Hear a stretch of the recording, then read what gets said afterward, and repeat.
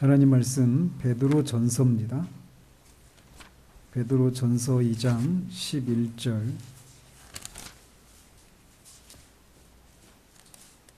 한 절 보도록 하겠습니다. 베드로전서 2장 11절 한 절입니다. 같이 읽겠습니다. 사랑하는 자들아, 거류민과 나그네 같은 너희를 권하노니 영혼을 거슬러 싸우는 육체의 정욕을 제어하라. 아멘. 지난번에는 육신에 대한 하나님의 최종적인 판결이 무엇인지에 대해서 살펴보았습니다.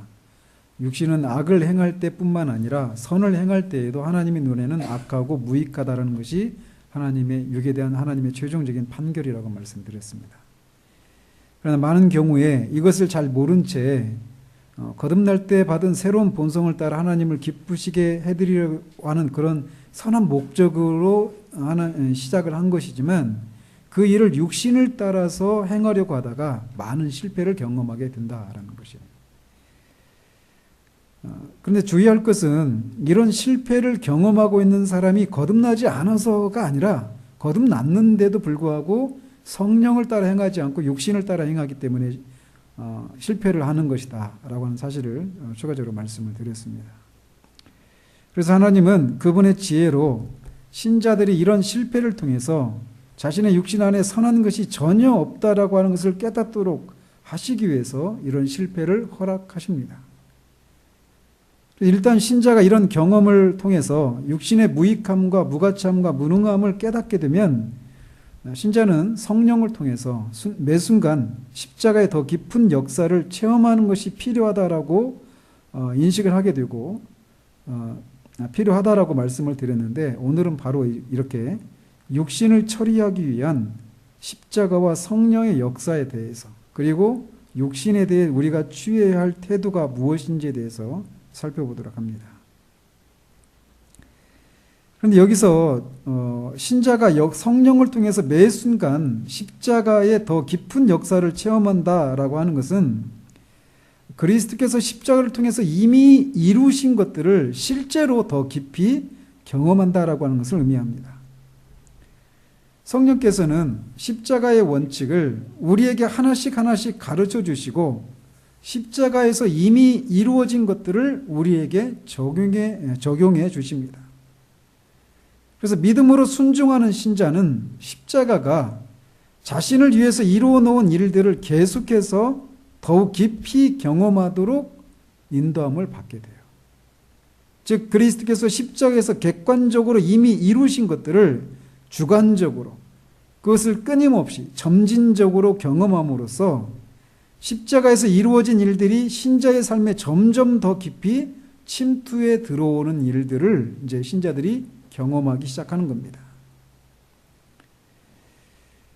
그런데 이 일을, 성령께서 이 일을 하시는 토대가 무엇이냐면 예수 그리스도께서 십자가에서 죽으신 것을 통해 이미 이루어진 그 사실을 기반으로 해서만 이 일을 하시는 것입니다. 성령은 이 십자가 위에는 다른 도구를 가지고 있지 않습니다. 그리스도께서 십자가에 죽으실 때 우리도 그와 함께 연합해서 갈라디아서 5장 24절에서 말하고 있는 것처럼 그 정욕과 탐심도 못이 바뀌었는데, 그뿐만 아니라 의를 행할 수 있는 힘은 물론 육신의 의를 포함한 육신 자체가 십자가에 못 박혔다라고 하는 것을 우리가 기억을 해야 할 필요가 있어요. 그래서 우리가 정욕과 탐심이라고 하는 육신의 부정적인 것뿐만 아니라 의를 행할 수 있는 선한 육신의 모양도 모두 부인하려고 하는 그런 자세를 갖추었을 때, 그때 성령을 따라 우리가 비로소 행하기 시작하고 하나님을 기쁘시게 하고 진정으로 신령한 생활을 시작할 수 있게 됩니다. 육신의 그 악뿐만 아니라 선도 부정하려고 하는 그런 자세, 마음의 자세를 갖추었을 때 그제서 이제 우리는 육신을 따르지 않고 성령을 따라서 신령한 삶을 살기 시작한다라는 거예요. 이 마음의 준비, 이런 준비된 자세는 필수적입니다. 성령을 따라 행하는 데 있어서. 그리스도께서 십자가에서 이미 2000년 전에 이루신 그 일, 그 자체로 완전합니다. 더 이상 거기에 뭔가 추가될 것이 필요가 없어요. 그렇지만, 그렇게 그리스도께서 2000년 전에 그 십자가에서 이루신 그 객관적으로 이루어진 그 사실에 대해서는 뭔가 더해지는 것은 없지만, 이미 이루어진 그 사실이 신자의 삶 가운데서 실제로 나타나는 것은 그 사람이 그 그리스도의 십자가에서 이루어진 일들이 무엇인지를 아는 지식, 그리고 육신의 그 악뿐만 아니라 선도 우리가 부인해야 된다라고 하는 사실을 아는 그 지식의 정도에 따라서 이미 이루어진 그 일들이 신자의 삶 가운데 실제로 적용되어서 나타나는 그 일은 그런 지식에 따라 다르게 나타납니다. 사람에 따라서.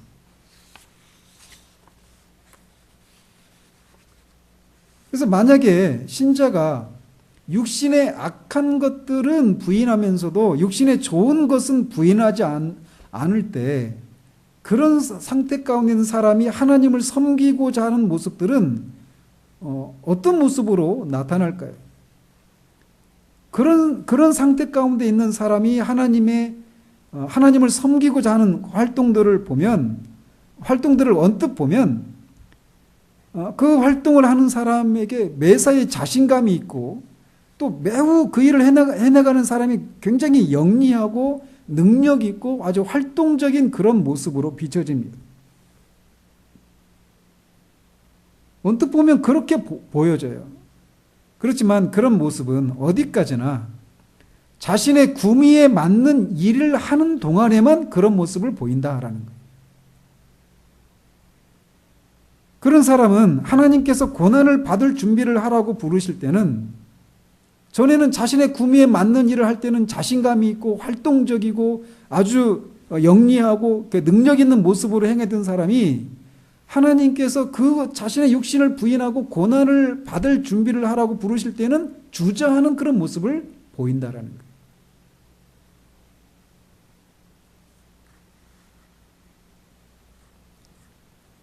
아무리 선하고 강하다 할지라도 육신은 하나님의 요구를 만족시켜 드릴 수 없기 때문에, 그렇게 하나님이 자신의 구미에 맞는 일이 아닌 그런 일로 부르실 때는 주저하는 모습을 보인다라는 거예요. 왜? 육신의 선한 것까지도 부정해야 된다라고 하는 것들을 아직 모르고 있기 때문에. 그래서 마음에는 원이로되 육신이 약하기 때문에 실패한다라고 하는 것이 그런 상태 가운데 있는 사람을 묘사하는 표어가 될 수 있어요. 육신은 자기의 구미에 맞는 문제에서만 우수한 능력을 발휘합니다. 그래서 자신의 구미에 맞지 않는 일로 하나님이 부르실 때는 주저하는 모습을 보인다는 거예요. 따라서 육신의 죽음은 필수적인 것입니다. 하나님을 기쁘시게 해드리는 일을 하려고 할 때는 육신의 죽음은 필수적인 것이라는 거예요. 만약 그렇지 않으면 하나님의 뜻은 결코 이루어질 수 없어요. 골로새서 2장 18절에 보면 육신의 생각에 대해서 말을 하고 있습니다. 그리고 신자들은 이 육신의 생각에 따라서 하나님을 기쁘시게 해드리고자 뜻을 정하고 어떤 그 뜻에 따라 어떤 선한 계획을 세울 수 있어요. 그렇지만 그것도 그 계획이 아무리 선하고 지혜로워 보이는 계획이라 할지라도 그것이 육신에서 나온 생각이기 때문에 그런 것도 십자가로 가야만 합니다. 고린도후서 1장 12절에 보면 육체의 지혜에 대해서 말하고 있어요.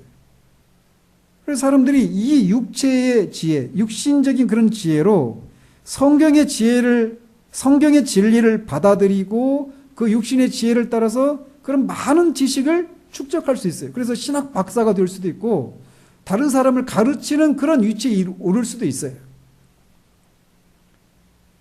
그래서 그런 방식으로 많은 지식을 알고 있는 사람은 자신에게 무엇이라도 있는 것처럼 생각하고 늘 자신감에 넘치고 많은 사람들에게 자신이 알고 있는 지식을 자랑하기 바쁩니다. 그러나 그 지식은 육체에 머물러 있는 지식일 뿐이에요. 그런 지식은 그 사람 자신도 살리지 못하고 그가 전하는 지식을 받아들이는 사람도 살리지 못하는 육신에 속한 진리에 불과합니다. 육은 어떤 모양으로도 무익할 뿐이에요. 오직 성령님만이 우리를 소생시키실 수 있어요. 그래서 모든 진리가 성령에 의해서 계속 살아있고 약동하는 그런 지식이 아닌 한 우리 육신의 지혜에서 나온 지식은 우리 자신에게도 또 다른 사람에게도 어떤 유익도 주지 못한다라는 것입니다. 그래서 우리는 육신의 지혜 또한 부인해야 돼요. 육신의 생각도 육신의 지혜도 부인해야 돼요. 또 우리는 육신에 따른 예배의 감정도 부인해야 합니다. 골로새서 2장 23절에 보면 자의적 숭배라고 하는 말이 나옵니다. 그래서 숭배는 예배예요. 즉 자의적 숭배 또는 예배는 우리의 생각에 따라 드리는 예배를 가리키는데 그런 예배의 특징 중에 하나는 예배하는 자들로 하여금 어떤 경건하고 거룩하고 어떤 신비한 느낌을 불러일으키고자 하는 것을 목표로 한다는 겁니다. 그래서 수없이 반복되는 찬양을 통해서 뭔가 어떤 거룩하고 경건한 그런 느낌을 갖게 함으로 인해서 마치 그것이 하나님을 예배하고 있는 것이라고 착각할 수 있어요. 또는 반대로 정반대로 깊은 침묵 가운데서 이런 또 종교 감정을 꾀하려고 시도하기도 합니다. 또는 어떤 경건한 분위기들을 통해서 예배에 참여하는 사람들에게 경건한 느낌을 불러일으키고자 시도한다는 것이죠. 그렇지만 그런 경건한 느낌을 불러일으키기 위해서 동원하는 모든 방법들이 다 육체적인 자의적인 예배에 불과하다라는 것입니다. 그런 예배는 성경의 가르침에 따른 예배도 아니고 성령의 인도하심에 따른 예배도 아닙니다. 그래서 골로새서에서 사도는 그런 예배는 육체에 따르는 것을 금하는 데는 조금도 유익이 없다라고 결론을 내립니다. 이렇게 육체를 따라서 행하는 일은 악을 행하는 것에서뿐만 아니라 예배하는 데에도 또 그리스도의 일을 행하는 데에도 성경 지식을 이해하고 축적하는 일에도 영혼을 구원하는 일과 같이 모든 선하고 거룩한 일들 속에서도 나타날 수 있다라는 사실을 우리가 기억해야 돼요. 그래서 겉으로 드러나는 것이 경건하고 선한 것인가가 아니라 그것을 행하는 원천이 육신인가 성령인가를 우리가 분별해야 된다는 것입니다. 육체를 원천으로 삼아서 행하는 모든 것들은 철저히 부인되어져야 돼요. 신자가 부인해야 될 육신에 속한 것 중에 하나는 바로 육신의 생명입니다. 성경은 종종 육신의 생명에 대해서 언급하고 있는데 육신의 생명이라고 하는 것은 우리가 아담으로부터 물려받은 모든 사람들이 갖고 있는 타고난 생명을 가리키는 거예요. 그래서 이 육신의 생명은 모든 인간, 거듭나지 않은 죄인들이 다 가지고 있어요. 그뿐만 아니라 거듭난 신자 안에도 이 육신의 생명이 있다는 것입니다. 불신자와 신자의 차이가 있다면 이 육신의 생명에 대해서 반발을 하느냐 반발하는 것이 없느냐의 차이일 뿐이지 다 가지고 있다는 거예요. 육신의 생명을.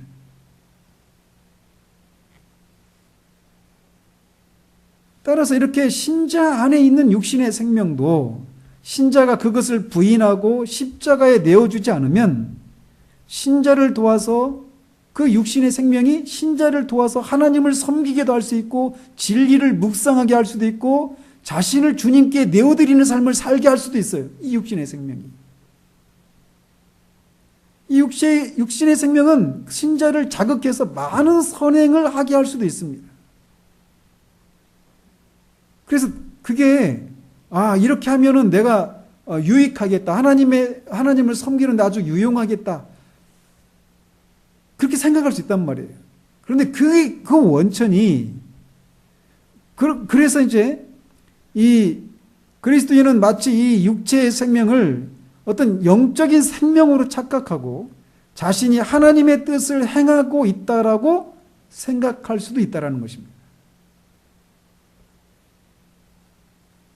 우리는 신자 안에 이 두 개의 서로 다른 생명 원칙 혹은 법이라고도 로마서 7장에서는 법이라고 부르죠. 이것이 존재하고 있다라고 하는 것을 알아야 합니다. 우리 가운데 많은 사람들이 이 두 개의 원칙 가운데 하나를 따릅니다. 그래서 영적인 생명을 따르기도 하고 육신의 생명을 따르기도 해요.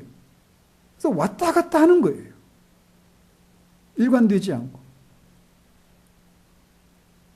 그래서 어떤 때는 전적으로 성령의 힘에 의지할 때도 있어요. 그러나 어떤 때는 거기에 우리의 힘을 섞습니다. 육신과 성령 사이를 왔다 갔다 한다라는 것이죠. 그러나 하나님의 뜻은 우리가 단 한순간도 육신을 좇지 않고 그 영을 쫓아 행하는 것이 하나님의 뜻이에요. 신령한 사람이 된다라고 하는 것은 바로 그것을 말하는 것입니다. 그렇다면 신령한 사람은 육신을 쫓아고 영을 쫓아 사는 사람인데 그런 사람들은 그러면 그런 삶을 시작하면 그 육신을 좇는 그런 삶으로부터 완전히 자유로워지는가? 그건 아니라는 것입니다.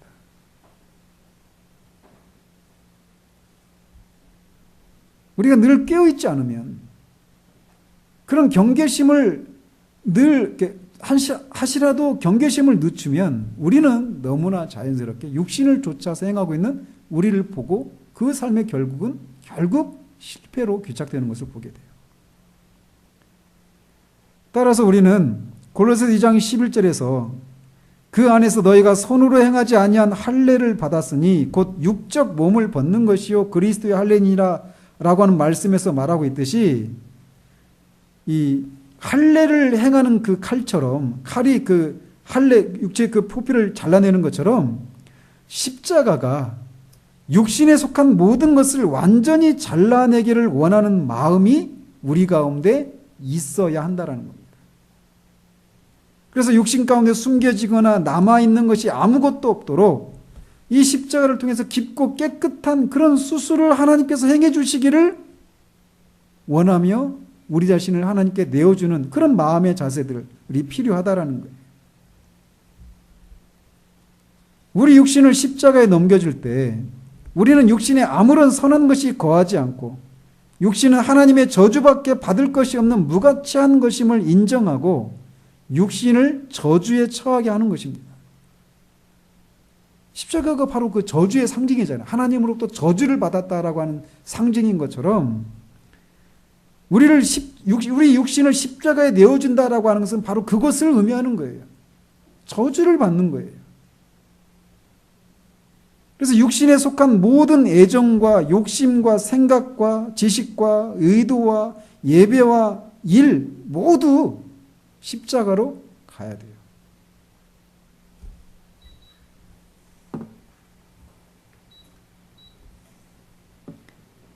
그리스도와 함께 십자가에 못 박혔다라고 하는 것은 말씀드린 것처럼 주님이 십자가에서 받으신 저주를 내가 받는 것을 의미하는 겁니다.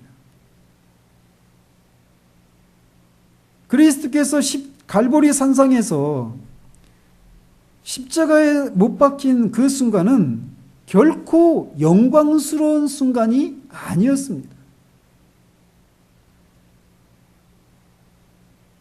주님께서 그 십자가에 달리셨다라고 하는 것은 그가 하나님의 저주를 받았다라고 하는 것을 의미하는 거예요. 물론 우리의 죄 때문이지만 말이죠. 따라서 우리 육신이 그리스도와 함께 십자가에 못 박혔다라고 하는 것은 주님이 받으신 그 저주에 우리를 내어주는 것을 의미하는 거예요. 우리가 그리스도께서 십자가에서 다 이루어 놓으신 일들을 받아들여야 하는 것과 마찬가지로 십자가의 교제 안으로 들어가야 합니다. 신자와 십자가의 그런 실제적인 교제는 그가 자기 육신을 하나님이 보시는 것 같이 보게 되는 것으로부터 시작이 돼요. 그다음 하나님은 육신을 어떻게 보실까요? 저주받은 것으로 보시는 거예요. 즉 우리의 육신을 그렇게 보는 것으로부터 시작이 된다라는 것입니다. 그래서 성령께서 우리가 술 취하지 말고 성령으로 충만하라 에베소서 5장 18절에서 말하고 있는데 성령의 충만을 받는 것은 결국 이거예요. 성령께서 우리를 완전히 지배하시는 거예요. 우리의 모든 것은 말이죠. 그런데 성령께서 그렇게 한 사람을 완전히 지배하시고 주관할 수 있으시려면 우리가 먼저 육신을 십자가에 완전히 넘겨주는 일이 전제되어야 한다는 것입니다. 그 일을 위해서 에베소서 3장 17절에서 말씀하고 있는 것처럼 믿음으로 말미암아 그리스도께서 너희 마음 가운데 계시게 하시옵고 라는 그런 기도를 하신 거예요. 따라서 우리는 성령께서 우리 육신의 정체가 정확하게 무엇이고 그 육신을 어떻게 십자가에 못 박아야 하는지를 알 수 있게 해주시기를 구해야 합니다. 그것은 어떤 환상을 경험하고 이런 것을 통해서 아는 게 아니라 말씀을 우리에게 계시해 주시는 거예요. 우리가 말씀을 우리 처음 예수 그리스도를 믿게 됐을 때도 마찬가지잖아요. 우리가 죄인이라는 사실들을 깨닫는 것도 마찬가지고 예수님이 십자가에서 이루신 일들을 우리가 이해하게 되는 것도 말씀을 읽거나 듣거나 할 때 그것을 성령께서 우리에게 조명해 주실 때 그것을 확 우리가 깨닫게 되잖아요. 그때 우리가 어떤 깊은 어떤 환상을 체험하거나 어떤 깊은 어떤 사람들이 말하는 입신을 경험했거나 이런 게 아니잖아요. 그냥 말씀을 그 순간 깨닫게 되는 순간 그걸 실제로 우리가 경험하게 되는 것이란 말이에요. 육신의 그 무익함과 무가치함에 대해서도 마찬가지예요. 머리로 인정하는 것과 그거를 성령께서 말씀을 통해서 그 육신의 실체를 그렇게 그 로마서 7장 18절에서 24절에서 말하고 있는 것처럼 내 안에 선한 것이 거하지 않는다. 이 실체를 보게 하시는 것은 또 다른 문제예요. 문제는 우리가 그리스도의 십자가를 기꺼이 받아들일 정도로 겸손하지 못하다라는 것입니다. 말로는 우리 자신이 너무나 무력하고 쓸데없고 완전히 부패해서 죽어야만 한다 우리 육신은 그렇게 시인은 해요. 그렇지만 성령께서 이런 육신을 따라 행하는 그런 삶을 통해서 실패하는 것을 통해서 육신이 우리가 자랑거리로 삼았던 육신이라고 하는 것이 사실은 아무것도 아니라고 하는 것을 알게 하실 때 그것을 실제로 우리가 시인하는 것을 어려워한다라는 거예요. 오늘날 우리에게 요구되는 것은 어떻게 하나님을 위해서 더 잘 살 것인가가 아니라 우리가 어떻게 하면 더 잘 죽는가 이것이 우리에게 요구된다라고 할 수 있어요. 따라서 거룩한 삶을 살고 거룩한 생명을 누리는 것 이전에 먼저 십자가에서 죽는 일이 있어야 합니다. 예수 그리스도께서 십자가에 죽는 일이 있은 후에 무덤에 갇히신 후에 완전히 무기력해진 죽음을 통해서 완전히 무기력함을 보신 후에 부활하신 것처럼 부활의 생명을 따라서 거룩한 삶을 사는 그 삶이 있기 전에 우리는 십자가에서 육신이 죽는 이 일이 먼저 있어야 한다라는 사실이에요. 우리가 바르게 죽는다면 바르게 살 수 있습니다. 우리가 주님의 죽음 안에서 주님과 연합된다면 틀림없이 주님의 부활 안에서 우리도 주님과 연합이 될 것입니다.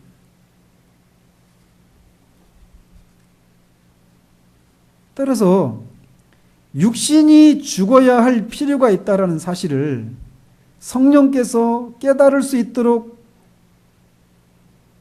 할 준비가 되어 있는지 우리 자신에게 물어봐야 돼요.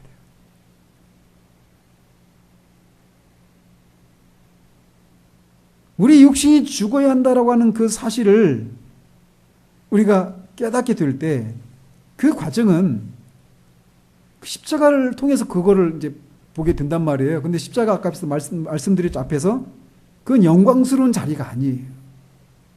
부끄럽고 수치스럽고 저주받은 자리였단 말이에요.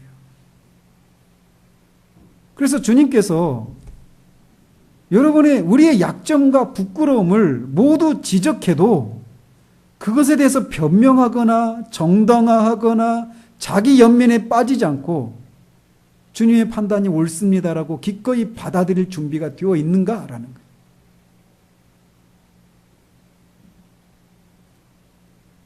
주님이 영문 밖에서 공개적으로 십자가에 못 박히는 수치를 당하신 것처럼 성령께서 우리의 육신의 약함과 무가치함을 드러내실 때 우리를 알고 있는 사람들에게 우리의 실상이 낱낱이 드러나는 것을 묵묵히 받아들일 수 있는가라는 거예요. 이게 쉽지 않아요.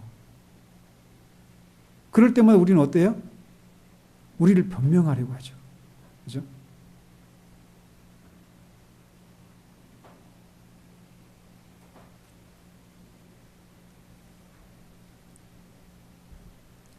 저는 개인적으로 7년 이 교회를 개척하고 7년 세월이 그런 시간의 연속인 것 같아요.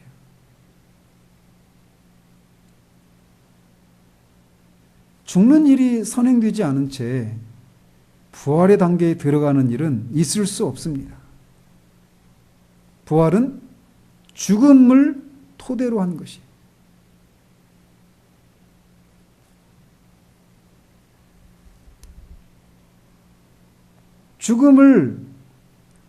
죽음의 자리를 떠나서 부활로 나아가는 그런 일은 없어요.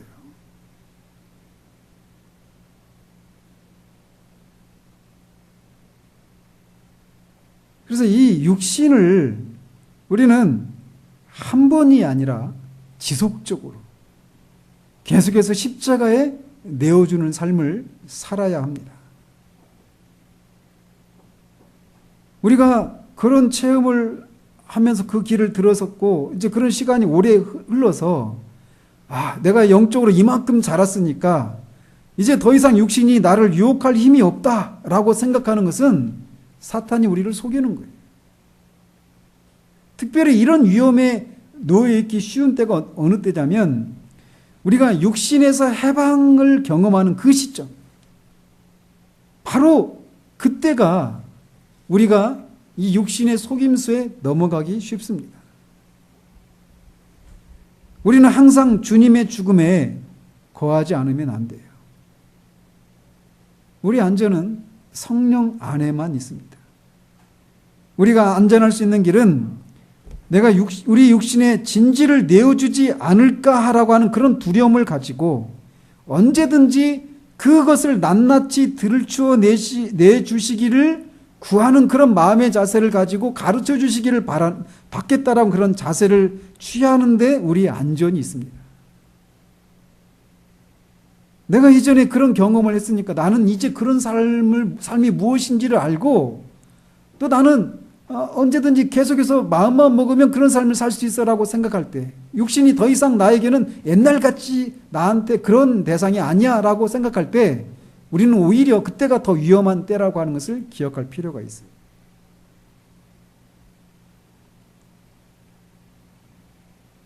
이렇게 기꺼이 우리 자신을 그리스도께 드리고 성령께서 그 예수 그리스도의 죽음을 우리에게 적용시켜 달라고 의탁하는 그런 마음의 제소로 나갈 때 그때 우리는 그리스도의 생명이 우리에게 나타나는 것을 보게 될 거라는 겁니다. 전에 우리가 육신으로 충만한 상태에 있었듯이 이제는 성령으로 충만한 상태에 이르게 될 것입니다. 성령께서 완전한 주권을 잡으실 때 그는 육신의 능력을 뒤엎어버리고 그리스도를, 육신의 생명이 아니라 그리스도를 우리의 생명으로 나타내 주실 거예요. 그때 우리는 사도 바울처럼 이제는 내가 산 것이 아니요 오직 내 안에 그리스도께서 사신 것이다라고 고백할 수 있게 됩니다. 우리가 그리스도의 십자가의 죽음을 통해서 우리에게 이루어진 실상에 대한 믿음과 그 실상의 근거에서 우리 안에서 역사하시는 성령께 전적으로 순종하는 생활을 한다면 성령께서 우리 안에 그리스도의 생명이 역사하도록 하십니다.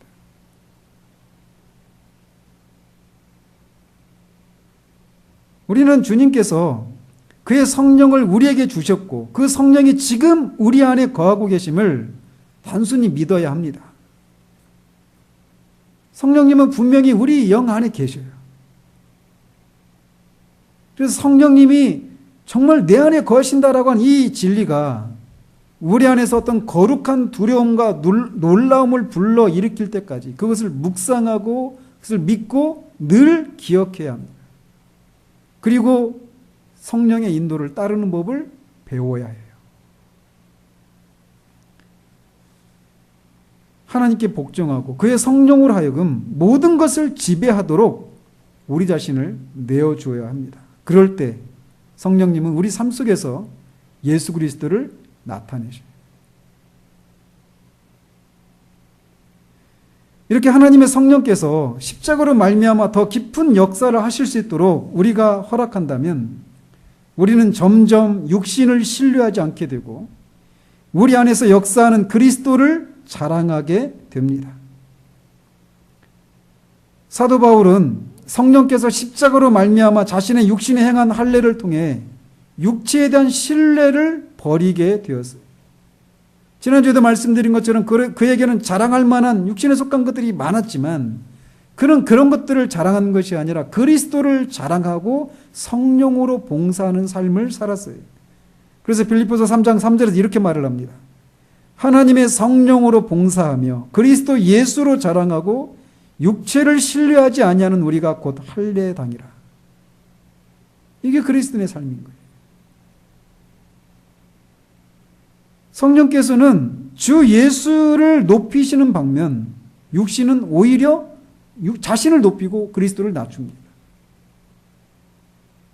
따라서 우리가 그리스도 안에서 자랑하기를 원한다면 그리고 그리스도께서 우리 안에서 영광 받으시기를 원한다면 십자가의 할례를 받고 성령 안에서 예배하는 것을 배워야 합니다. 그런데 여기서 조심해야 될 거, 나도 정말 그렇게 되고 싶다라고 하는 그런 소망을 갖는 건 좋습니다. 그런데 그렇게 되고 싶어서 조급해하고 불안해하고 막 그 조바심을 내는 그런 태도를 우리가 가져서는 안 된다라는 거예요. 그 일에 있어서마저도 성령께 주권을 내어드리는 것이 요구돼요. 왜 그런 거 있잖아요. 성격 급한 사람이. 근데 이 급한 성격을 지금 당장 고쳐주십시오. 이렇게 기도한다라고.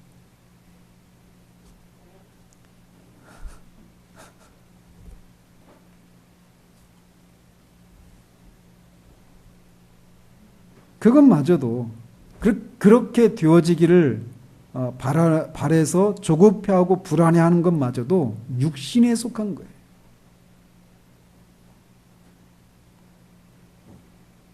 그렇게 되기 위해서 여러 가지 방법을 시도해 볼 생각도 하지 말아야 됩니다. 그 대신 우리는 성령을 믿고 그에게만 복종해야 합니다. 그런 믿음과 순종이 있을 때 육신은 제 자리를 찾아 저주 안에 처하게 되고 고개를 숙일 것이고 육신의 그 모든 능력을 상실하게 될 것이에요.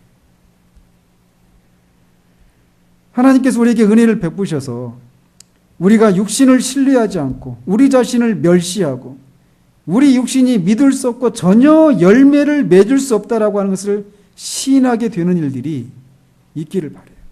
그게 바로 육신이 죽는 거예요. 그게 자아가 죽는 거예요. 근데 어때요? 우리 육신이 이미 죽었죠. 그리스도의 십자가와 함께. 그거를 실제 우리의 경험 속에서 경험하는 게 그거란 말이에요. 이런 죽음이 없이는 생명이 있을 수 없습니다. 따라서 이런 육신의 죽음을 실제적으로 그런 육신의 무가참과 이 무익함을 실제로 경험한 사람의 마음의 상태는 어떤 상태일까요? 자신감이 있고 활기차고 능력 있는 지혜로운 이런 모습이 아니죠. 그런 마음의 상태를 성경은 한마디로 상한 심령이라고 불러요. 심령이 가난한 상태라고 불러요.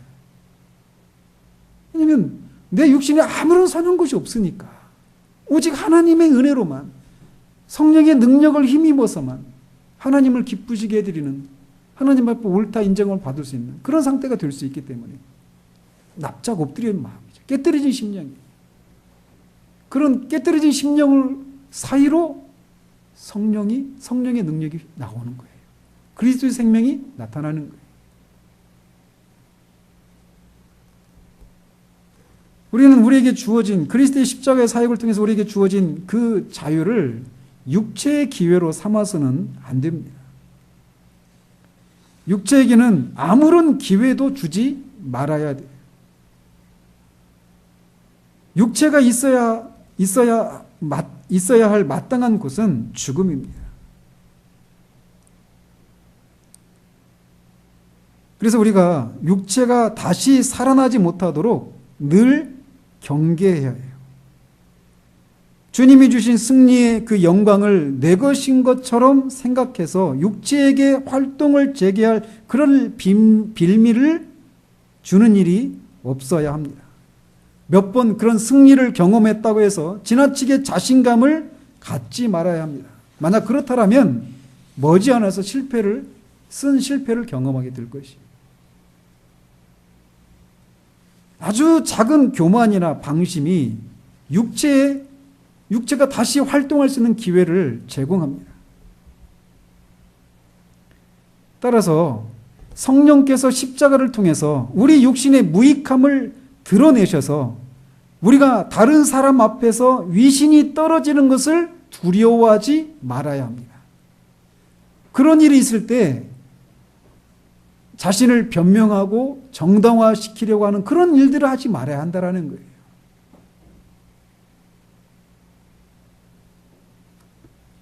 바울은 육신을 십자가에 못 박을 것과 성령 안에서 행할 것을 가르친 후에 즉시 헛된 영광을 구하지 말라라고 권면을 했습니다. 만약 우리가 하나님 앞에서 얼마나 무가치한 존재인가를 겸손하게 시인한다면 사람들 앞에서 우리 자신을 높이려고 하거나 자신이 이것밖에 안 되는 것은 아니다라고 변명하려고 하는 그런 시도를 하지 않게 될 것이에요.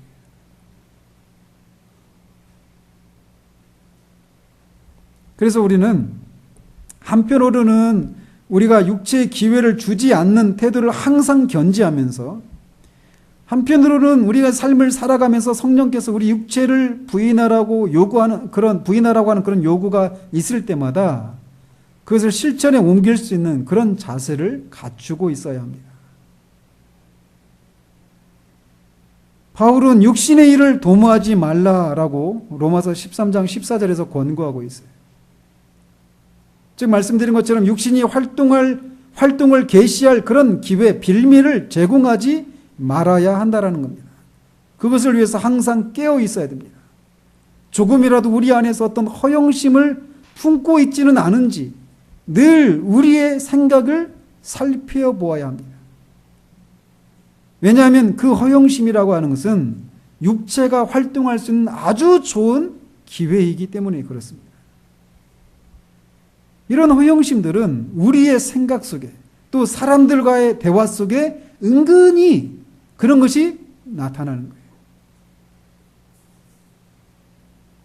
이렇게 지금 말하고 있는 저도 어제도 이렇게 하루의 삶을 돌아보면서 제가 이렇게 얘기를 하는 중에 은근히 막 이렇게 제 안에서 막 크게 막 사람으로부터 인정을 받으려고 하는 막 그런 허영심에서 내가 어떤 말들을 했구나, 이게 막 드러나면서 부끄럽더라고요.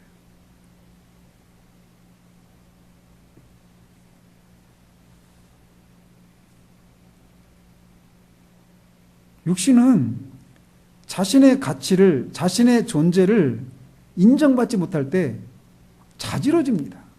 못 견뎌해요. 그게 건드려지면 막 자지러져요, 진짜. 겉으로 봐서는 진짜 그렇게 할 것도 없구만 이라고 생각하는 그런 상태 가운데 있음에도 불구하고 그게 건드려지면 폭발하는 거예요.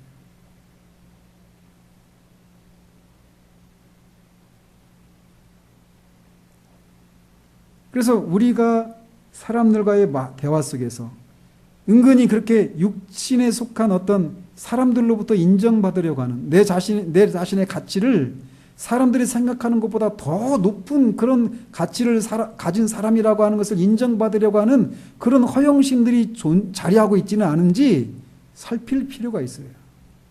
그것은 아주 육신이 활동할 아주 좋은 기회이거든요.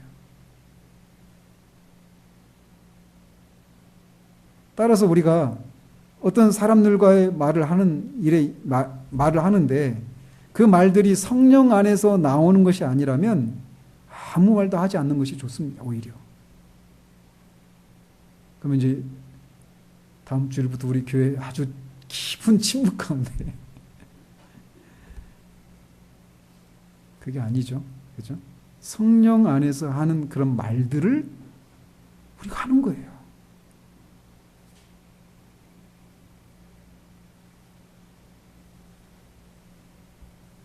그래서 우리는 육신에 속한 그것들이 아무리 좋은 것이라 하더라도 그것이 육신에 속한 것이었다라고 하는 것을 인해서 사정없이 죽음에 넘겨야 합니다. 사울이 아말렉을 전멸하라고 하는 명령을 받았음에도 불구하고 그 좋은 그런 그 재물들은 살려두었던 것처럼 육신에 속한 그런 좋은 것들을 은근히 남기고 그것으로 하나님을 섬기고자 하는 것이다라고 사울이 변명했던 것처럼 그런 태도를 우리는 취해서는 안 돼요. 육신에 속한 것은 다 전멸시켜야 합니다.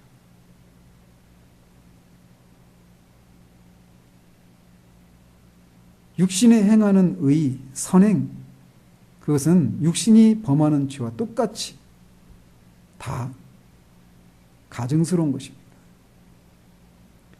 육신은 어떤 모양을 띠고 있어도 무익하다라고 하는 이 하나님의 최종적인 육신에 대한 판결, 이거를 우리가 유지해야 돼요. 그런데 어떻습니까? 우리의 실상은 이렇게 항상 육신을 십자가에 내어주고 성령을 의지해서 살아가는 우리 육체의 생명이 아니라 그리스도의 부활의 생명을 의지해서 우리의 삶을 살아가는 게 아닌 경우들이 많다라는 거예요. 실패하는 경우들이 있다라는 것이죠. 그럴 때 우리가 어떻게 해야 될까요? 그럴 경우에는 우리 자신을 살피고 우리의 죄를 정직하게 고백하고 우리를 깨끗하게 해주시는, 모든 불의에서 우리를 깨끗하게 해주시는 그리스도의 보혈을 의지해야 합니다. 육과 영의 온갖 더러운 것에서 자신을 깨끗하게 하자라고 하는 그 말을 우리가 늘 유념해야 합니다. 따라서 실패할 경우에는 성령의 역사뿐만 아니라 보혈의 역사도 있어야 하는 거예요. 우리들 자신도 깨끗하게 되기 위해서 노력해야 합니다. 육체의 모든 더러움을 샅샅이 찾아내서 우리 주님의 십자가에 못 박아야 합니다. 육에서 난 것은 육이니까. 하나님은 어떤 모양이나 형태보다 그것의 원천에 더 큰 관심을 가지고 있다는 사실들을 늘 유념하시기 바랍니다. 그래서 오늘 본문처럼 사랑하는 자들아 나그네와 행인 같은 너희를 권하노니 영혼을 거스려 싸우는 육체의 정욕을 제어해야 합니다. 육체의 정욕은 선한 모양이든 악한 모양이든 상관하지 않고 모든 육신에서 나오는 모든 것을 말하는 것입니다. 그렇게 육신의 이 죽음을 경험할 때 이제 우리는 그 육신으로부터 해방을 받고 성령을 따라서 사는 삶을 살아가면서 진짜 승리하는 삶을 살 수 있게 돼요. 그리고 그런 삶을 살고도 그렇게 살아낸 내가 아니라 그렇게 나를 그런 삶을 능하게 살 수 있도록 하신 그리스도께 영광이 돌려지는 그런 일들이 우리 가운데 있게 된다는 것이. 이런 삶을 살기를 우리 주님 이름으로 축원드립니다. 기도하겠습니다. 하나님 아버지, 육신에 속한 모든 것, 그것이 악한 것이든 선한 것이든 의로운 것이든 하나님을 기쁘시게 해드리고자 하는 그런 것이든 그 모든 것이 육신으로부터 말미암은 것이라면 우리가 그 모든 것들을 다 부인하고 십자가에 그것을 내어주는, 그래서 육신의 죽음을, 자아의 죽음을 실제로 맛보고, 그렇게 우리 육신 안에 아무런 선한 것이 없기 때문에 하나님을 기쁘시게 해드릴 수 있는 방법이 우리 안에는 없고 오직 성령의 능력을 힘입어서만 우리가 그런 삶을 살 수 있다는 사실들을 알고 겸손히 우리의 무익함을 고백하며 무가치함을 고백하며 성령의 도우심을 구하며 성령의 인도하심에 순종해 나가는 그런 우리들 될 수 있도록 도우시기를 원합니다. 단 한 번의 그런 경험을 통해서 우리 육신이 우리에게서 활동할 그런 기회를 모두 없애버리는 것이 아니라 죽을 때까지 이 싸움이 지속될 것이라는 것을 기억하고 조그만 승리를 들떠서 우리가 육신을 경계하는 것들을 게을리하지 않도록 도우시며 우리 안에서 육신이 활동할 그럴 빌미가, 그런 기회가, 그런 기미가 보이려고 할 때마다 깨어있게 하시고 그 육신을 부인하고 성령을 의지해 나가는, 그래서 정말 성령이 우리를 지배하는 그런 삶을 살아서 그리스도께서 이 땅에 사셨다라면 사셨던 그 삶을 우리를 통해서 사시는 그런 삶을 살아가는 우리 모두 될 수 있도록 주님 도우시옵소서. 우리가 이 삶에 비록 실패하고 있다 할지라도 우리를 향하신 하나님의 기대와 목표가 변함이 없다는 사실들을 기억하고 우리가 가난한 것들에 익숙해지지 않게 하시고 정말 모든 그리스도인에게 열려져 있는 그 삶을 우리가 믿음으로 또 순종해 나가며 그 삶을 살아가 하나님이 그리스도를 통해 하신 일들을 인해서 받으셔야 될 마땅한 영광과 존귀와 그런 사랑을 주님 받으시기를 소원합니다. 예수 그리스도 이름으로 기도합니다. 아멘.